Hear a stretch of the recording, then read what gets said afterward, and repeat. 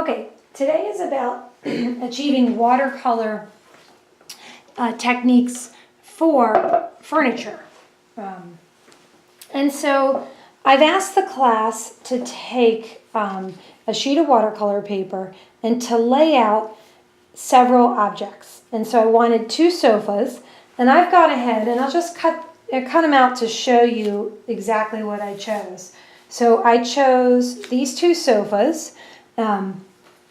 I've chosen this table, I chose this large chair, and I'm going to choose this set of drapery. Okay. And so what I've done is I've achieved a nice trace effect over top of the drawing. I traced it so that I could get it laid out onto the watercolor paper. But in order to do that, I had to create a graphite surface on the back, and then I transferred it down. And so in doing so, I chose a really soft, you could choose probably from your drafting class, a 6B, anything in the B range would be a great one to use. The H's, I mean, I am using HB, which is fine, it's slightly soft. It worked enough because I'm pretty familiar with it. But if you got 6B or anything of that nature, 4B, whatever, any of the B's, it's going to be better than, say, a hard pencil, which would be your H's. So try to avoid using those. So I transferred the pieces that I want to use for this assignment. And so I've got my 2 sofas, I've got a table, I've got the one particular chair, and then I left this one so that I could show you how I was doing it. So I transferred using a soft pencil, and I had to go over in multiple directions just to get enough graphite. And then I'm placing that drawing down, and we're going to see if this works, because it never is good if you're trying to do something on video and it doesn't work. But I'm pressing down. You know, not everybody likes to transfer because, well, on watercolor paper, simply because watercolor paper will pick up the line, and I'm hoping you guys can see this. I'll go and trace over it, but it'll indent that line, unfortunately, into the paper. And so it can then puddle areas, but you know, we're beginning and learning about watercolor, and so I'm comfortable with just having you guys trace over. I mean, I do it for different projects. I have no problem. And so I'm simply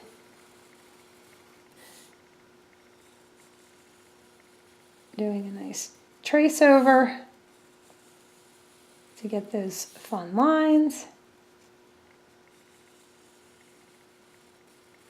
So I've got my drapes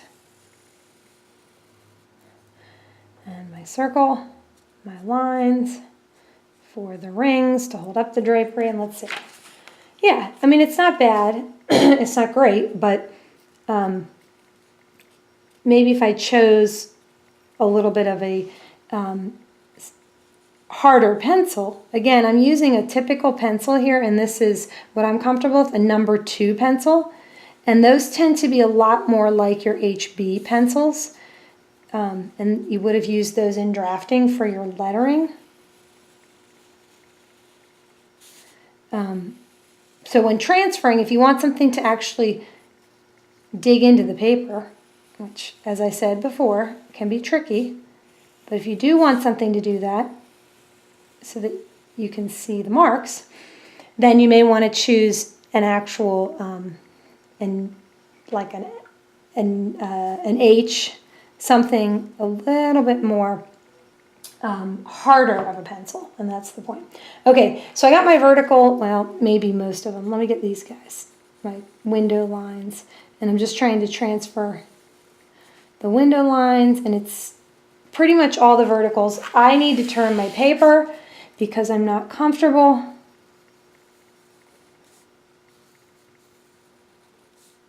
going in horizontals with a straight line. You know, I don't do verticals as well, to be honest. I should have turned the paper for those guys.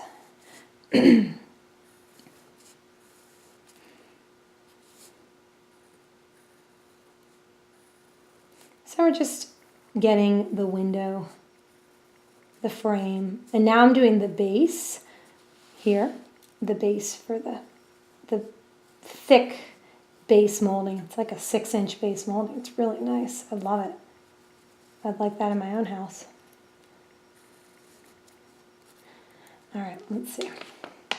So you can see the transfer happened. I'm going to have to go over it a little bit with pencil, and I'm okay with pencil showing through in all of this exercise that we're working on. Because I may go over with with pen. I mean, there's all sorts of things that you can do. You can mix media. I mean, I'm not one who doesn't mix media. I like mixed media. I think, as you guys can tell, I definitely use it with Photoshop. So, I just, I may not need all these lines. That's the thing. So, if you can get away with not doing everything, just enough to help you achieve your watercolor effects, you can always go back later with your pens. And the beauty of having the micron pens and why I use those is simply they work well with all the different media we focus on. So see with catching the top of the drapes there and the bottom, I'm curving them a little so that I can have fun with folds.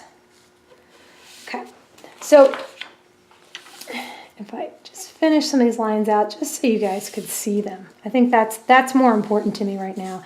Professional gap would be great to use here, especially as I get closer towards the light. So the window, just like we did with marker and drapes,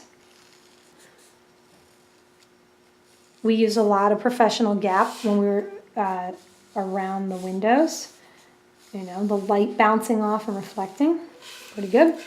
Okay, so right now you should be able to see all of the line work of my 5 images traced out. And I'll turn it towards the camera so that you could get a little look at this.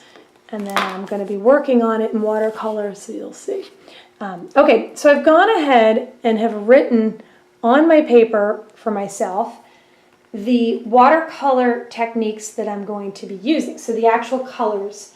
And if you want to follow along using my colors, that's fine. But I'm going to do very simple renderings here for the different objects that we have. So the first one that I'm going to take on is going to be the sofa up here. And if you remember on the paper that I wrote, I put it's page 273 and 274 that I'm going to use to help me achieve this. I mean, there's so many other spots in the book that can help you with watercolor and applying. You just have to be imaginative about the color selections and not getting hung up on the exact ones, because some of what we have doesn't match with everything in there. So I am pulling the book in, and I want you to see the watercolor technique is very much a dry paper. Okay, so then the watercolor is applied, and then a darker value of that same color. Okay, in this case they were using cobalt blue. We don't have that, so I think I've put, I'm going to play around with maybe the Madder Lake and the Viridian. So the Madder Lake is a red and the Viridian, which is a green. So they're color opposites, so I'm going to just kind of do a little bit of those where I have the green is going to be my sofa, and then I'm going to do the red for the pillows. And I'm just checking to make sure that the camera's picking this up. But there's some really nice techniques that are applied here. But if you notice, the pillows are keeping, are blocking light. So the shadow is hitting here, and across at the back of the base of the sofa, there's shadow. So whatever color I use, I need to make sure that I get sofa. And so this is a little bit different of a sofa than ours. But This one here, okay, is the exact sofa. So for our sofa that I chose, it's of course this guy, right? So this is the particular one. I am going to follow applying base color wash, and I'm going to leave white spaces for highlights because I think they're really great. And then I'm going to add darker values at the base of the pillow and some of these folds and at the base of the cushion, okay?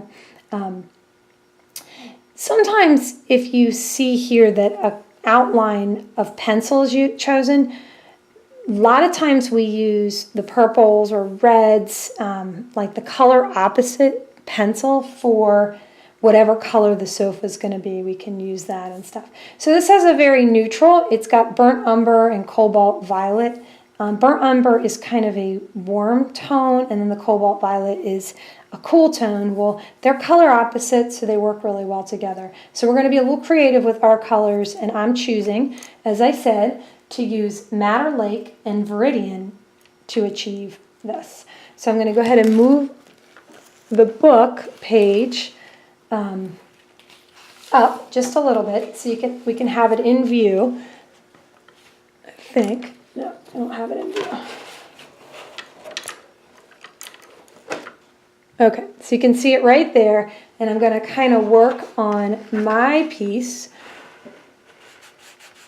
below and kind of practice a couple things with color. So to start, I'm going to use a flat brush, and I'm going to go ahead and mix a little bit in my papers. I've got to check things.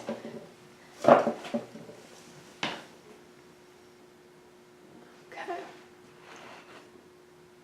All right. So I'm going to go ahead and mix. I'm going to move my stool. This way I can see what I'm doing here in the camera. Over here, I'm going to take a little bit of that Madder Lake, mix it, and then a little bit of the Viridian. So the green and the red are a little mixed together, and they get this kind of warm, kind of neutrally color. And you can see when you mix colors that you get sometimes a little neutral. And that's what I'm going to use to achieve my painting. So I want to get it to a T, so you can see it's very liquidy. I should have moved the blue, but that's fine. It's a very liquid. I'm adding more water. So what I'm doing off camera is dipping my brush in water. So this is the water container, and I'm over here dipping. And I've got a nice little bit neutral. I'm getting a little more green in there just because I want it to be the neutral. Okay, so for a flat brush, I'm going to go ahead and put some of this color down here, and you can see that although that is the Viridian mixed with the red, which is called Madder Lake, it really is doing kind of a nice neutral. So that color, and I'm going to get a little on the front, and I'm just doing with a nice wash and leaving some of the white space. I'm going to go here. I'm going to add in a little bit on this front. And I'm just kind of practicing some of what, and you can see these colors are just beautiful. I'm just getting a little bit, and let's put some in here. And I'm going up to these pillows. And I'm just choosing, instead of the way with marker, where marker was all about strokes and different streak motions, this is about applying in a color, and now look at that, how it reacts to the water. And I've got this kind of puddle I want to do here. And I'm just picking up the first level of the values. So you guys can see behind this pillow that there's some. And I did it with a nice flat brush.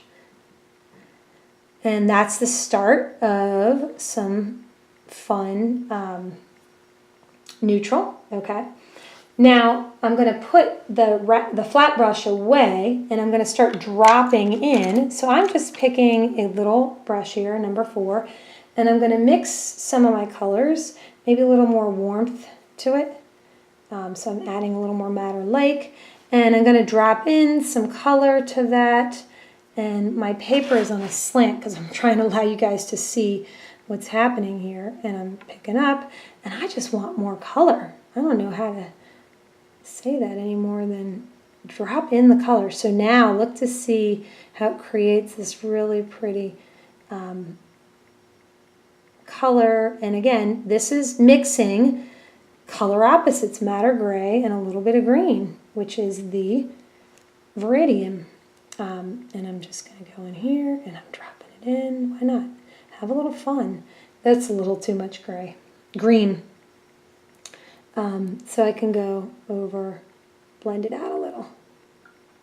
Okay. And I'm trying to get some of this color.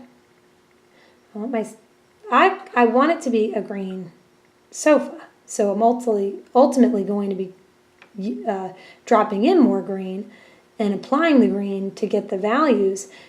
And of course, I'm using the red as the color opposite, as I said, to help me kind of try to achieve. So I'm going back here under those pillows, and you can see there's a nice long shadow there. I'm going to go up here, get some of those shadows across the top. And I'm just trying to build in levels. And as I told you, mine's going to be a green sofa. So the green is kind of dominating the image right now. You can see that kind of turns out more with the image. Okay, now if you take a look at the one here in the book, all of a sudden there's like dry marks. So this is where the paper is dried a little more. So we did our gentle dropping in of wet on wet with ours. So you see I dropped in color to kind of get this interesting effect. So that was wet on wet. I could have wet the entire sofa there and then and applied water on a flat brush and then started dropping in color. But I wanted to leave some strategic white space. It's the same thing as we did with marker where we left purposeful white space because we need to have the lightest whites and the darkest darks. So here you can see with this piece, I'm going to have to go over and create those darker marks. So I'm going to let this particular one dry for a minute, and I'm going to go ahead and move on to another one of our drawings here. And with the chair, so I'm going to now jump down to the chair here. I wanted to use the ultra deep and then the yellow because they're color opposites, and I just kind of want to see what the blue is going to do. So I'm going to do the same techniques where I apply a light bit of the blue first, and then I'm going to drop in some of the yellow, which is the azo yellow, but I'm going to use also burnt umber with it because the azo yellow is just a little too bright and I want to darken some of those shadows. So let's see if we can achieve that by mixing in our palette a little bit of that ultra deep, so it's a little bit of a nice blue. It's not going to be as bright as you'll see them next to each other, to the cerulean. The cerulean's really, really bright, but I want this ultra blue, ultra deep, and then I'm going to mix in with that color a little bit, as I said, of the burnt sienna, just because it's so warm and it'll give me a nice little bluish gray. And I'm going to use that burnt sienna, and then as you can see, I had placed the azo yellow, which had an orangish tint, across from the ultra deep because it's the colors I had. Really not much other than that, than it's what we had in the palette, and I was using variations. All right, so with this particular chair, I'm going to follow similar technique, but I'm going to go back to this color direction. Hopefully I can get you to see that. Okay, so on this sofa, I'm going to use that for my chair. So you can see that I've got my light source. This is all going to be light here, but I'm going to have something different on my drawing than say this one, because if you notice the arm is no longer here on this sofa, and if it was, it would be casting a dark space over here on the right. So in my sofa, I do have, or my chair rather, and this would work if it was a sofa, I have a darker shadow is going to have to be here. So I'm going to start kind of achieving some of the same techniques by putting the base colors as I have up there. And so I'm going to put some underneath that actual piece, and I'm going to leave light space on the seat over here. I'm going to bring some of this blue over, and see, I'll do a little bit on the pillow, but I want those to really be orange. And I'm definitely going to do this side here is going to be dark, because that's going to be a dark value, and bring that down. And then I'm definitely going to choose to do this side. Now I'm using a flat brush. You certainly could use other brushes, but right now I'm casting sort of the shadows of the major shadows for this piece. I'm hoping that you guys can see that. Okay, now I'm going to go ahead and drop in some of that burnt umber color, because I think it's a really great effect in those shadow spots while I've got a little bit of a wet on wet. I want some of my pillows, as is showing you here earlier, to be that. I have to be careful because I just put a wet space there and a wet space up there, and they could blend and create kind of some problems for me. So these are my neutrals. I'm not really a fan of what's happening with that neutral color, so I'm going to probably, I could pick some of that up. I showed you guys methods with picking up, and I could just say, oop, I don't like that, and pick it up, all right? It's not so bad, but I could essentially pick up color and get it out of there. Okay. So I'm going to mix a little of the burnt umber here. You can see I've got this nice little mixture, and I think I do want a little bit of the azo yellow because it's a nice orangey tone, and the color opposite of the blue is this fun orange. So if I go back to this piece here, the sofa or the pillows there, I'm going to add some of that in and just give myself a nice, in the shadowed area, some nice of that azo yellow onto that pillow. Now I dropped in, I thought it was going to be on wet paper, but I'm going to go ahead, and what you're seeing me do, not seeing me do, is I'm taking my brush and just dipping it in the water. So I may have dropped a very heavy concentrated color down, but I'm going now and losing some of that color by making my brush more watery. And so I want this to be a golden pillow here. And I'm going to let that sort of sit with the darker color here in the back. I'm going to go in and have to separate these guys later.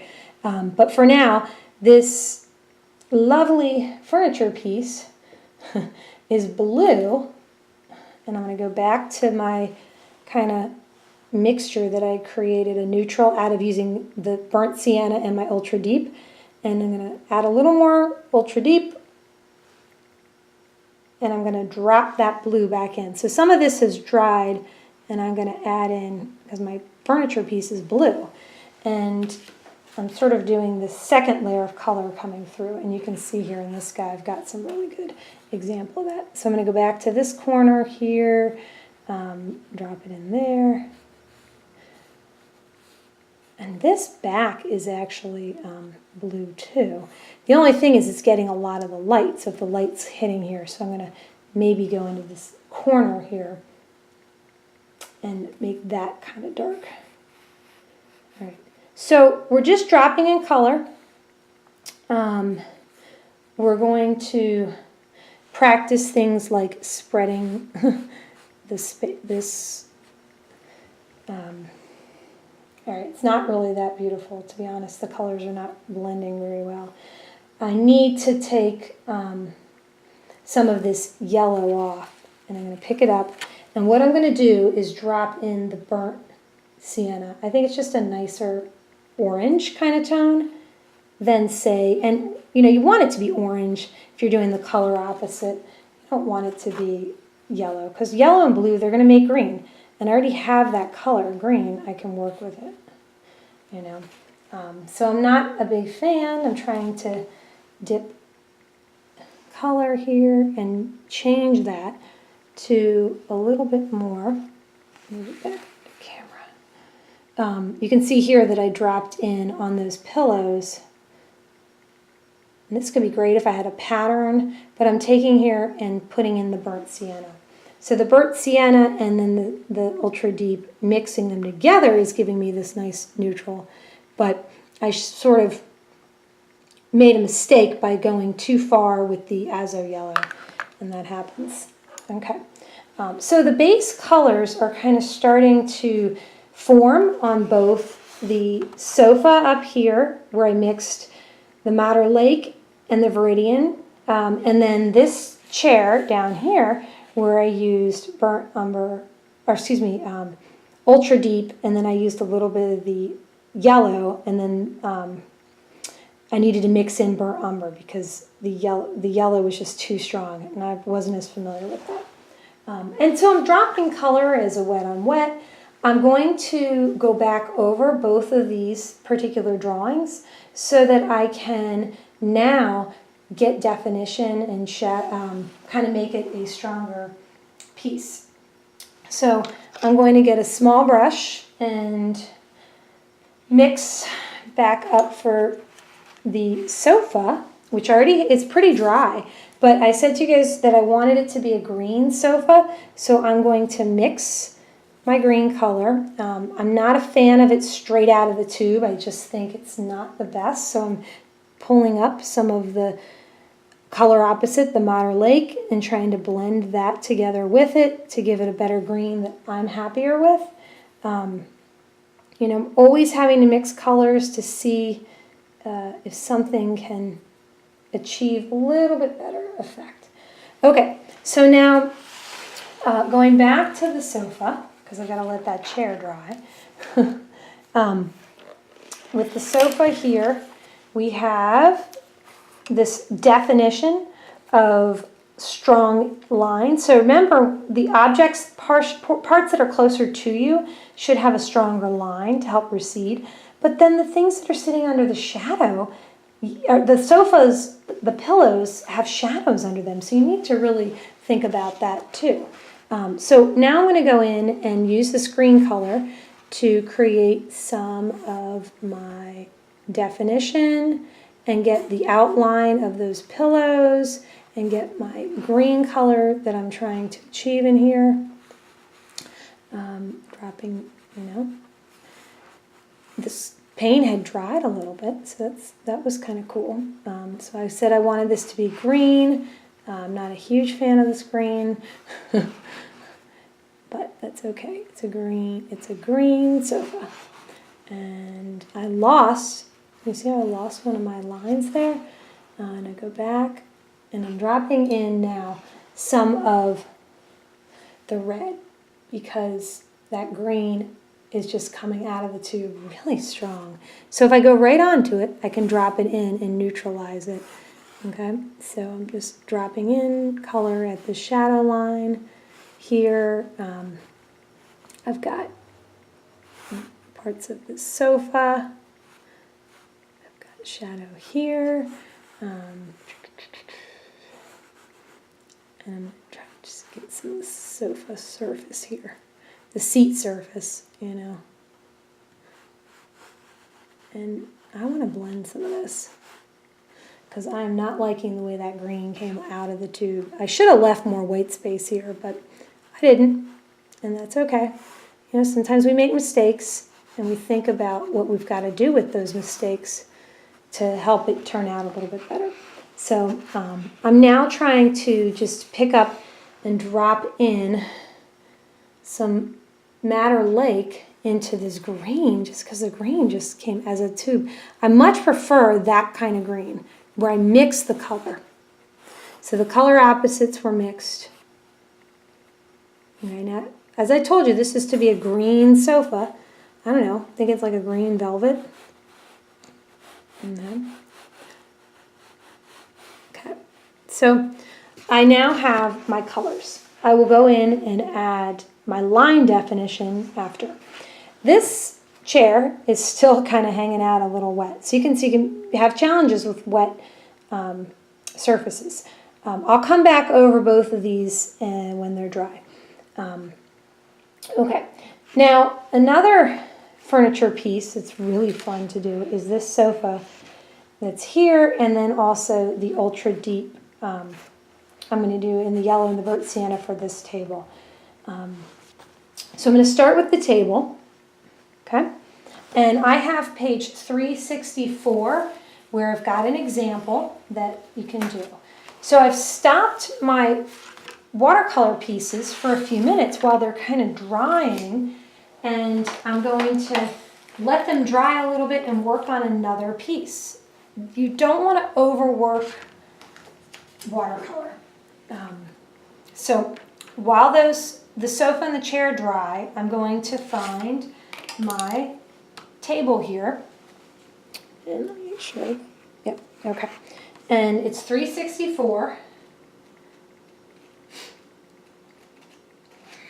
Oops. Page 364. Okay. And when you're looking at that table, you can see that there is a base color wash where they're using cobalt view and neutral tint for the wood top. Then they're going in and adding burnt sienna for the wood, and then there's the burnt sienna for a wood top. There's reflection that's shown on that top portion here with glass. So I'm going to use the ultra deep to achieve this. I'm going to use burnt sienna to achieve that, and then I'll probably go in and add Payne's Gray, which is a great dark neutral that will help us achieve this piece. So here I am. I'm going to go ahead and start with doing the glass top and the ultra deep as my color for it.